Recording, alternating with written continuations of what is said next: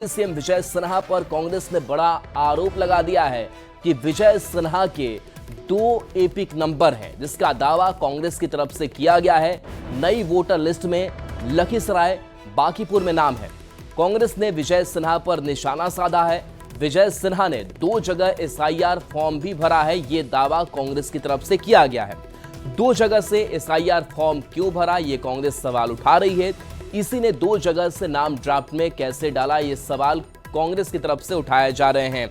रवि नारायण हमारे साथ न्यूज 18 संवाददाता फोन लाइन पर जुड़ गए हैं। रवि, एक तरफ तेजस्वी के 2 एपिक कार्ड को लेकर के लगातार राजनीतिक तेज है, इस बीच विजय सिन्हा पर जो कांग्रेस ने आरोप लगाए हैं, जो दावा किया जा रहा है, उन दावों की पड़ताल में फिलहाल क्या जानकारी मिल पा रही है? जी बिल्कुल, देखिए, इससे पहले तेजस्वी यादव के 2 एपिक कार्ड को लेकर के बड़ा हंगामा हुआ। अब दूसरा बड़ा चेहरा जो है वो सामने आया है। विजय सिन्हा जो डिप्टी सीएम है, उस पर कांग्रेस ने बड़ा आरोप लगाया है और उन्होंने बताया है कि 2 जगह से उनके मतदाता हैं और उनके जो ड्राफ्ट सूची में जो एपिक कार्ड बना है वो 2 जगह से बना है, लखीसराय और बांकीपुर। और उनका सवाल है, कांग्रेस कह रही है कि 2 जगह से आखिर कैसे बना, जब निर्वाचन आयोग जो है वैसे लोग जो 2-2 जगह से है उनकी छांटने की बात हुई, फिर इनका 2 जगह से वोटर लिस्ट में नाम कैसे आया, क्या उन्होंने 2 जगह से फॉर्म भरा, अगर 2 जगह से फॉर्म भरा तो उस पर एफआईआर क्यों नहीं हो रही है। तो ये कांग्रेस की तरफ से सवाल खड़े किए गए हैं। और लेकिन आप अगर देखेंगे कि यहाँ पे जो दोनों एपिक कार्ड है और दोनों एपिक कार्ड के जो एपिक नंबर है, उसको अगर आप चेक करेंगे तो उसमें पाएंगे कि दोनों जो है वो वैध है, दोनों जगह से एपिक कार्ड जो है वो बना है। अब जो है कांग्रेस इस पर सवाल खड़े कर रही है कि ये कैसे बना। अब देखना होगा कि इस पर बीजेपी या विजय सिन्हा जो है वो क्या जवाब देते हैं। जी, तो आरोप जो लगाए गए हैं, क्या कुछ पुख्ता सबूत भी रखा है कांग्रेस की तरफ से कि क्या 2 एपिक कार्ड है, 2 एपिक नंबर है?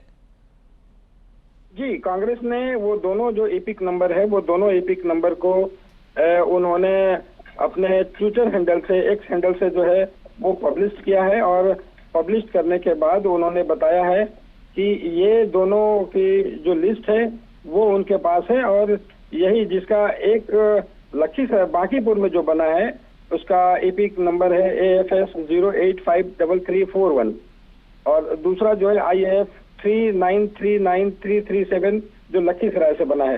तो ये उन्होंने डालते हुए ये आरोप लगाया है कि 2 जगह से इनका एपिक कार्ड बना है और ये कैसे बना है, निर्वाचन आयोग इस पर अपनी सफाई देगा और बीजेपी क्या करती है देखना होगा। निर्वाचन आयोग ने कोई संज्ञान भी लिया इस मामले पर अब तक? फिलहाल इस मामले में अभी तक कोई संज्ञान नहीं लिया है और न्यूज 18 इस खबर को प्रमुखता से दिखा रहा है। उसके बाद निर्वाचन आयोग इस मामले पर देखना होगा कि कैसे संज्ञान लेती है और इसमें कैसे सुधार किया जा सकता है। जी, और जो ये कहा जा रहा है कि विजय सिन्हा ने 2 जगह एसआईआर फॉर्म भी भरा है, ये दावा कांग्रेस की तरफ से किया जा रहा है। क्या वाकई विजय सिन्हा ने ऐसा किया है जो दावा किया जा रहा है? ये कहना बड़ा मुश्किल है। देखिए, क्योंकि 2 जगह से अगर नाम है और कई लोगों के पहले जो है वो 2 जगह से, अगर लखीसराय में वो रहते हैं, लखीसराय उनका विधानसभा क्षेत्र है, वहाँ उनका एपिक कार्ड जो है वो बना होगा। बांकीपुर में उनका अपना घर है, जहाँ पे उनकी डेरा है, उनका आवास है, तो यहाँ से भी बना, कई लोगों का बनता है लेकिन उसको कैंसिल भी कराया जाता है। लेकिन इसमें बीएलओ की गड़बड़ी हुई है। क्या बीएलओ ने पूछा कि नहीं पूछा? अगर पूछा तो क्या दोनों जगह से खुद फॉर्म दिया गया, भर के दिया गया? ये जांच का विषय है। जांच के बाद पता चलेगा कि उन्होंने खुद फॉर्म भरा था या नहीं भरा था या फिर बीएलओ की कोई चूक हुई है। जी चलिए, बिल्कुल। तो कई बड़े गंभीर आरोप कांग्रेस की तरफ से लगाए जा रहे हैं। देखना भी दिलचस्प होगा कि विजय सिन्हा की तरफ से क्या सफाई आती है, बयान सामने आता है, क्या वाकई ऐसा हुआ, निर्वाचन आयोग का क्या रुख होता है। चलिए, बहुत बहुत शुक्रिया इस अपडेट के लिए आपका, रवि। और देखिए, बिहार में एसआईआर मामले में ईसी का हलफनामा दाखिल किया गया है सुप्रीम कोर्ट में और ईसी ने हलफनामा जो दाखिल किया है उसमें इस बात का भी जिक्र है कि बिना नोटिस नाम किसी भी वोटर का नहीं कटेगा, किसी वोटर का नाम नहीं कटेगा बिना सूचना के। बाकायदा उन्हें सूचना दी जाएगी, बिना सुनवाई नाम नहीं कटेगा। जो ड्राफ्ट से बाहर वो घोषणा पत्र जमा कर सकते हैं, ये भी कहा गया है। और बिहार SIR यानी विशेष मतदाता सूची पुनरीक्षण से जुड़े मामले में चुनाव आयोग ने सुप्रीम कोर्ट को बताया कि नियमों के तहत उससे ड्राफ्ट मतदाता सूची में शामिल न किए गए व्यक्तियों की अलग सूची प्रकाशित करने की कोई बाध्यता नहीं है। आयोग ने यह भी कहा कि नियमों में ऐसे व्यक्तियों के नाम शामिल न करने के कारण बताने की भी कोई अनिवार्यता नहीं है। चुनाव आयोग के अनुसार राजनीतिक दलों को बूथ स्तर पर उन व्यक्तियों की सूची पहले ही उपलब्ध करा दी गई है जिनके फॉर्म प्राप्त नहीं हुए थे।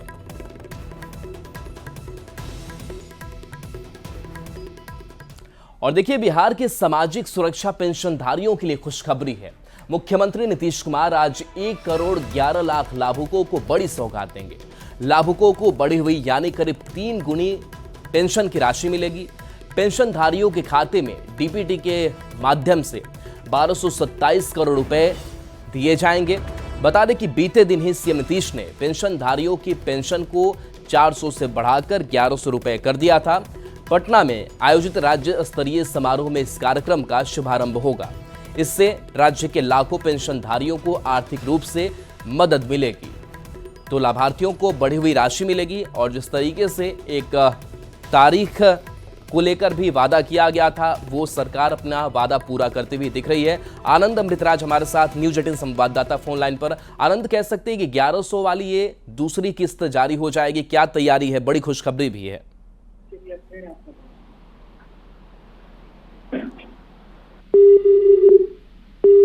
तो देखिए, पेंशनधारियों के खाते में आज 1227 करोड़ रुपए भेजे जाएंगे और बकायदा इसको लेकर के तैयारी है। मुख्यमंत्री नीतीश कुमार खुद इस कार्यक्रम में शामिल होंगे। पेंशन को अब 400 से बढ़ाकर 1100 रुपए कर दिया गया है।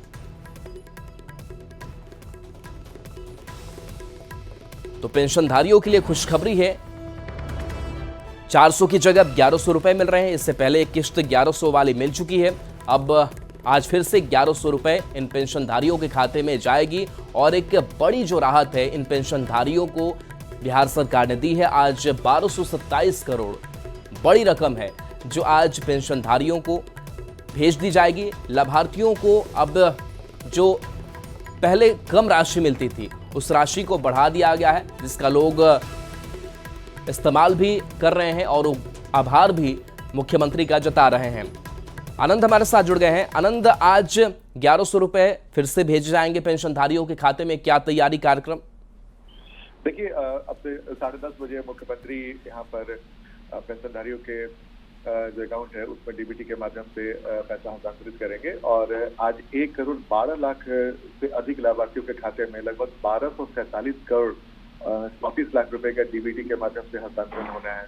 जाहिर तौर पर नीतीश कुमार ने घोषणा किया था कि जो भी सामाजिक सुरक्षा पेंशन योजना के तहत जो लोग भी हैं उन्हें जिन्हें 400 रुपए की राशि मिलती थी उसे बढ़ाकर 1100 रुपए कर दिया गया था और उन्होंने साफ साफ निर्देश दिया था कि 10 तारीख को किसी भी कीमत पर उनके अकाउंट में पैसा चला जाएगा। और आज भी 10 तारीख है, तो आज जो बढ़ी हुई राशि की किस्त है वो उन तमाम जो सामाजिक सुरक्षा पेंशन योजना के जो लाभार्थी है उनके अकाउंट में जाएगा।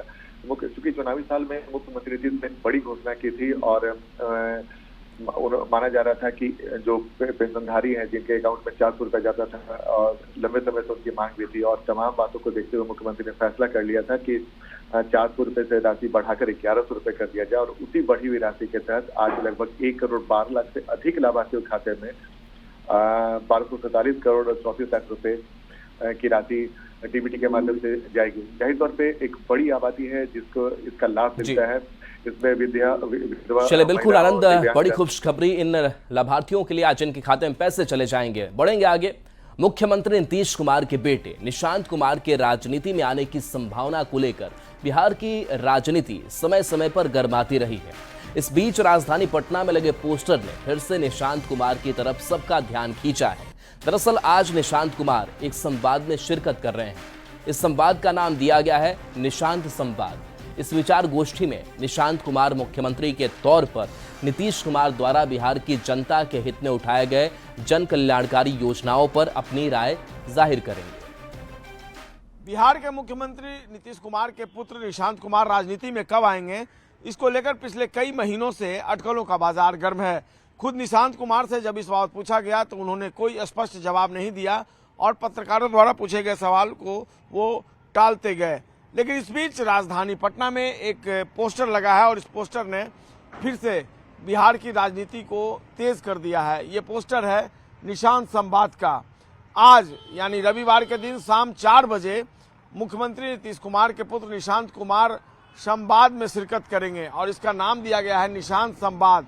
और ये जो पोस्टर लगाया गया है जेडीयू ऑफिस के सामने से ये पोस्टर हम आपको दिखा रहे हैं, इसमें यह लिखा है कि माननीय मुख्यमंत्री जी की सफल जन कल्याणकारी योजनाओं पर जो परिचर्चा होगी उसमें एक विचार निशांत कुमार के साथ, और इसका नाम दिया गया है निशांत संवाद। तो जाहिर सी बात है चुनाव के पहले निशांत कुमार जब संवाद करेंगे लोगों से तो उसमें सीएम द्वारा जो काम किए गए हैं बिहार में उन कल्याणकारी योजनाओं पर वो परिचर्चा में शिरकत करेंगे और उनकी जो राजनीतिक समझ रही है उस आधार पे वे लोगों के बीच संवाद में अपनी बातें रखेंगे। निश्चित तौर पर एक बार फिर से सक्रियता तो दिख रही है निशांत संवाद के माध्यम से निशांत कुमार की, लेकिन वो राजनीति में कब आएंगे यह भी अभी स्पष्ट नहीं है। और निश्चित तौर पर एक बार फिर से निशांत कुमार को लेकर बिहार में सियासत तेज हो गई है। एक तरफ जहां लगातार जो जदयू के नेता हैं वो कहते हैं कि इस बारे में अंतिम फैसला मुख्यमंत्री नीतीश कुमार लेंगे, निशांत कुमार लेंगे, लेकिन दूसरी तरफ ऑपोजिशन भी चाहता है कि निशांत कुमार जो सक्रिय राजनीति है उसमें आए। हालांकि अब तक कोई हरी झंडी इस बाबत नहीं मिली है, इसलिए निशांत को लेकर बिहार में सियासत भी खूब हो रही है। कैमरा पर्सन मनीष जुनेजा के साथ संजय कुमार, न्यूज़ 18 पटना। निशांत कुमार के पोस्टर और राजनीति में आने की अटकलों पर बिहार में एक बार फिर से सियासत गर्म है। विपक्ष के नेता निशाना साध रहे हैं तो सत्ताधारी एनडीए के नेता अपनी ही दलील दे रहे हैं। खुशी की बात है कि माननीय मुख्यमंत्री जी के सुपुत्र निशांत कुमार जी भी जन कल्याणकारी कार्यों के प्रति अपने विचार रखने का कार्य शुरू कर रहे हैं। उनके इस कार्य को राजनीतिक महत्वाकांक्षा की नजरों से नहीं देखा जाना चाहिए। जहां तक राजनीति में उनके सक्रिय होने की बात है तो यह उनका व्यक्तिगत मामला है। राजनीति में कदम बढ़ाने का राज्य की जनता स्वागत करेगी। लेकिन एक बात समझने की आवश्यकता है, निशांत कुमार आए या कोई भी आए, अब बिहार की जनता कहीं ना कहीं एनडीए से, डबल इंजन सरकार से मुक्ति चाहती है। बिहार की जनता का विश्वास और समर्थन तेजस्वी जी के नेतृत्व के प्रति है।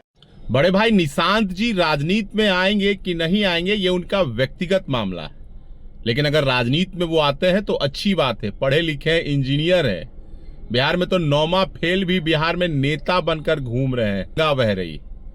अब बड़े भाई निशांत जी डायरेक्ट जनता से संवाद करना चाहते हैं कि आप आदरणीय नीतीश कुमार जी के काम से खुश हैं, संतुष्ट हैं, या कोई आपका और भी सुझाव है तो वो जानना चाहते हैं। निशांत जी बिहार के मुख्यमंत्री नीतीश कुमार जी के सुपुत्र हैं। राजनीति नहीं करेंगे तो करेंगे क्या? कितना दिन पिताजी के घर में बैठ के खाएंगे?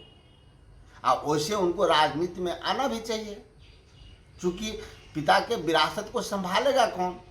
परिवारवाद के तो खिलाफ रहे नीतीश कुमार, परंतु अपनी बारी आएगी तो समय पे पुत्र को प्रोजेक्ट करेंगे। बिहार में साइबर क्राइम का अब तक का सबसे बड़ा मामला सामने आया है, जहां एक निजी बैंक से शातिरों ने 5.5 करोड़ से अधिक की ठगी कर ली है। राज्य के विभिन्न जिलों में बैंक के 251 खातों से भारी भरकम राशि निकाल ली गई है। मामले को लेकर ईओयू में केस दर्ज कर लिया गया है और पूरे मामले पर अनुसंधान और जांच जारी है। इस बारे में ईओयू कार्यालय से और अधिक जानकारी दे रहे हैं न्यूज़ 18 संवाददाता संजय कुमार। साइबर ठगी का अब तक का सबसे बड़ा मामला सामने आया है, जहां साइबर अपराधियों ने 5.5 करोड़ रुपए से अधिक की ठगी की है। यह मामला जो है वो एक निजी बैंक जिसका नाम फिनो पेमेंट्स बैंक लिमिटेड है उससे जुड़ा हुआ है। साइबर अपराधियों ने इस बैंक के 251 खातों से 5,58,46,844 रुपये उड़ा लिए हैं। इस निजी बैंक की शाखाएं बिहार के कई जिलों में हैं। साइबर अपराधियों ने राशि आधार सत्यापित करने वाली मशीन के माध्यम से बायोमेट्रिक पहचान की क्लोनिंग कर ये सारी राशि हड़प ली है। फिनो पेमेंट्स बैंक लिमिटेड के स्थानीय प्रबंधक की तरफ से आर्थिक अपराध इकाई, जहां की तस्वीर हम इस वक्त आपको दिखा रहे हैं, यहां पर एफआईआर दर्ज कराया गया है और एफआईआर दर्ज होने के बाद इकोनॉमिक ऑफेंस यूनिट ने इस पूरे मामले की जांच शुरू कर दी है। दर्ज केस में जो मैनेजर हैं उन्होंने आरोप लगाया है कि ग्राहकों से जुड़ी गोपनीय जानकारी और बायोमेट्रिक डिटेल लीक होने से ऐसी घटना को अंजाम दिया गया है। दर्ज केस में 17 जिलों के 251 खातों से 5 करोड़ 58 लाख से अधिक की राशि हुई जो है वो गबन की गई है। सबसे अधिक अररिया जिले में बैंक के 140 खातों से 3 करोड़ 5 लाख 11,192 रुपये निकाले गए हैं, जबकि पूर्णिया से 49 खातों से 99,87,335 रुपये, किशनगंज से 25 खातों से 69,82,464 रुपये निकाल लिए गए हैं। इसके अलावा पटना, सुपौल, कटिहार, गया, जमुई, भागलपुर, पूर्वी चंपारण, गोपालगंज, खगड़िया, लखीसराय, मधेपुरा, मुंगेर, नवादा और पश्चिम चंपारण जिले से भी रकम निकाले गए हैं। इस पूरे मामले में आर्थिक अपराध इकाई ने जांच शुरू कर दी है और देखना होगा जांच के बाद क्या कुछ निकल कर सामने आता है। लेकिन निश्चित तौर पर जिस तरीके से ये मामला सामने आया है उससे आर्थिक अपराध इकाई की यूनिट भी जो टीम है वो भी हैरान है। सभी बिंदुओं पर फिलहाल छानबीन चल रही है और छानबीन के बाद अब इस पूरे मामले में क्या कार्रवाई होती है ये देखना होगा। लेकिन एक बड़ी राशि का गबन साइबर अपराधियों ने करके चुनौती भी दी है और अब इस चुनौती को लेकर आर्थिक अपराध इकाई एक्शन मोड में है। निश्चित तौर पर आने वाले दिनों में इस पूरे मामले में कड़ी कार्रवाई की जाएगी, इस बात के संकेत आर्थिक अपराध इकाई के अधिकारियों ने दिया है।